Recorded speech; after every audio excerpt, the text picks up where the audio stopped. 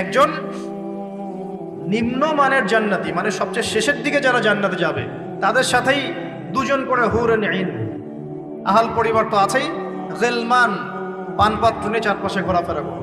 জান্নাত মানে কি? যেখানে যা ইচ্ছা তাই করা যাবে, বলার কেউ নাই, বাধা দেওয়ার কেউ নাই, সেখানে কোনো মৃত্যু নাই, সেখানে কোনো অহেতুক কথাবার্তাও নাই, কোনো গাল গল্প নাই, কোনো মিথ্যা নাই, কষ্টের ক্লেশ মাত্র নাই। থুতু ফেলতে হবে না। জান্নাত মানে থুতু ফেলতে হবে না। জান্নাত মানে হাঁচি হবে না, নাক ঝাড়তে হবে না।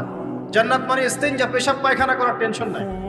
মানুষ খাবার খাবে, একটা ঢেকুর তুলবে, বাস খাবার হজম হয়ে গেছে। আর জান্নাতের সবচেয়ে বড় বিষয়টা কি? আল্লাহ পাককে আমরা এই চোখ দিয়ে দেখতে পারবো ইনশাআল্লাহ। আর তার সমকক্ষ একটা বিষয় হচ্ছে, আল্লাহ পাক বলে দিবেন যে আমি তোমাদের সবার উপর সন্তুষ্ট হয়ে গেলাম, যাও কোনোদিন অসন্তুষ্ট হও।